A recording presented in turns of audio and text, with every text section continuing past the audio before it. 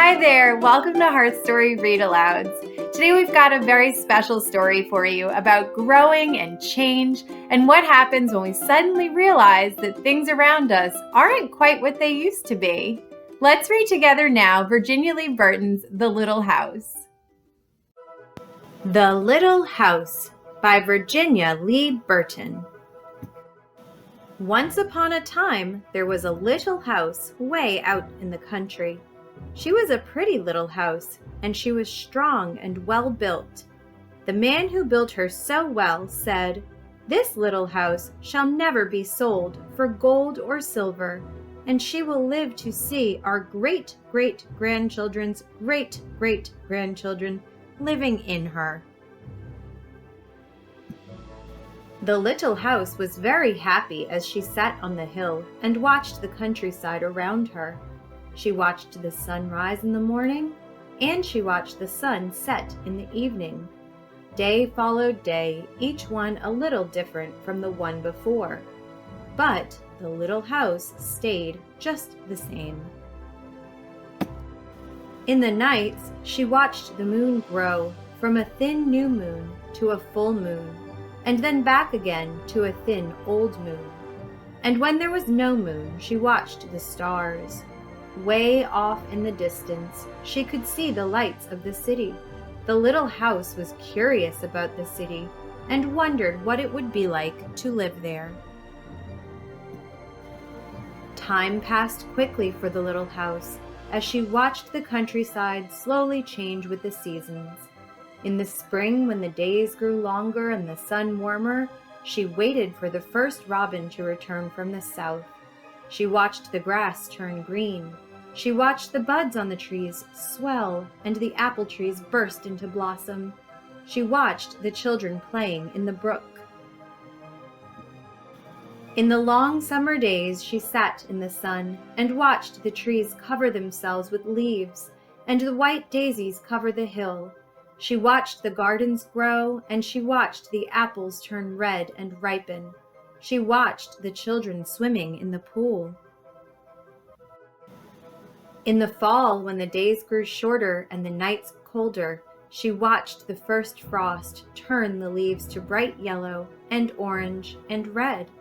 She watched the harvest gathered and the apples picked. She watched the children going back to school.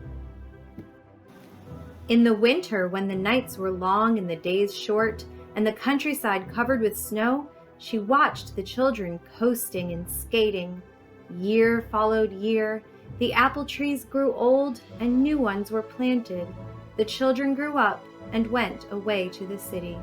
And now, at night, the lights of the city seemed brighter and closer.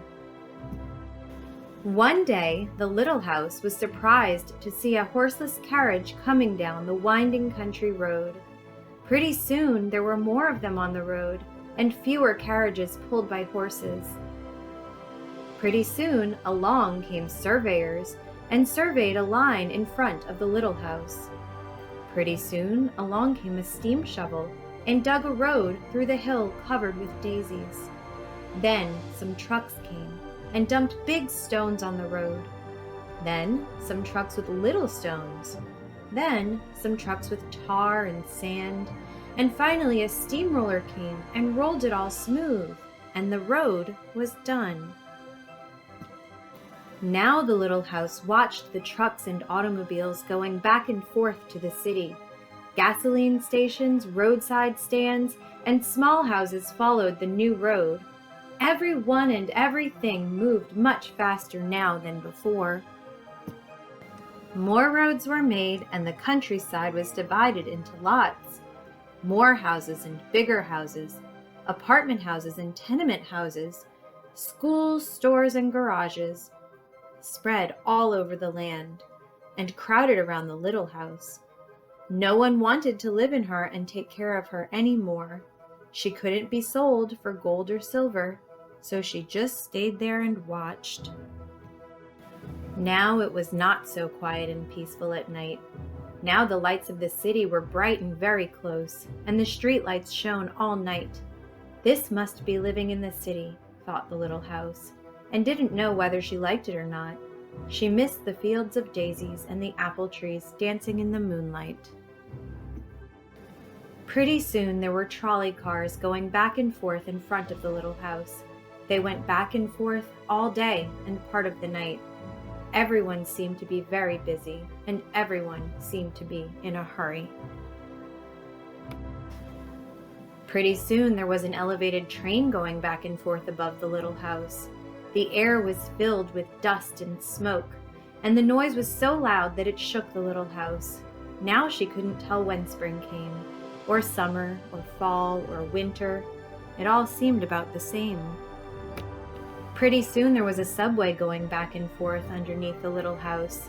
She couldn't see it, but she could feel and hear it. People were moving faster and faster. No one noticed the little house anymore.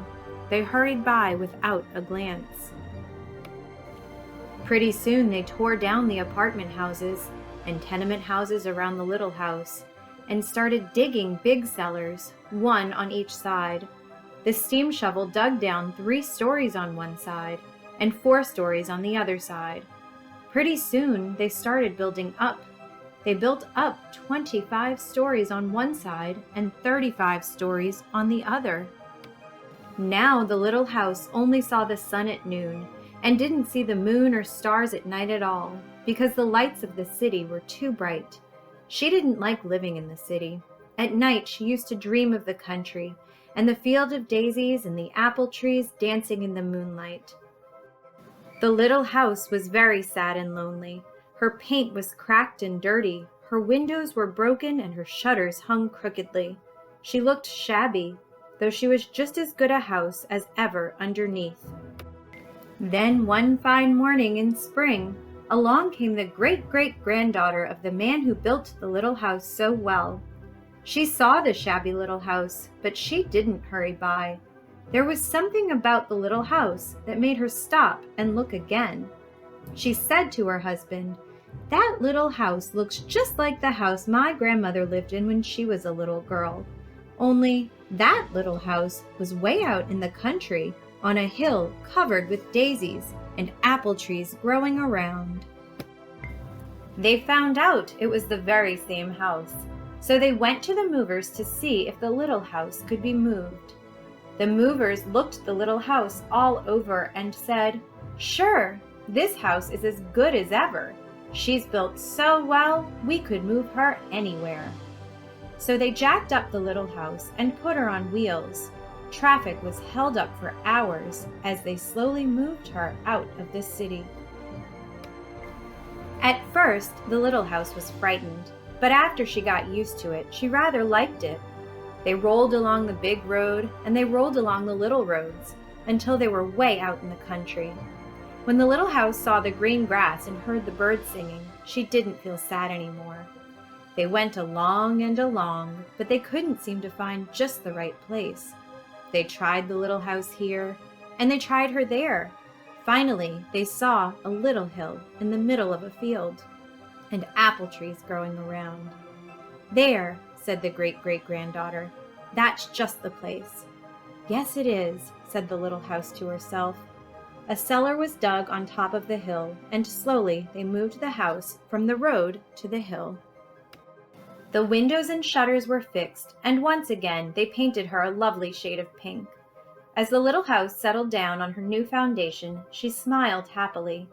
Once again she could watch the sun and moon and stars. Once again she could watch spring and summer and fall and winter come and go. Once again she was lived in and taken care of. Never again would she be curious about the city. Never again would she want to live there. The stars twinkled above her, a new moon was coming up. It was spring, and all was quiet and peaceful in the country. The end. We sure learned a lot about growing up with the little house. She recognized that things do change, but that she was still herself deep down inside, even though the world around her might have been a little bit different. How can you stay yourself while still growing and changing and learning in life? Think about these things as you keep remembering all the wonderful lessons in the story of The Little House by Virginia Lee Burton. Until next time, take care.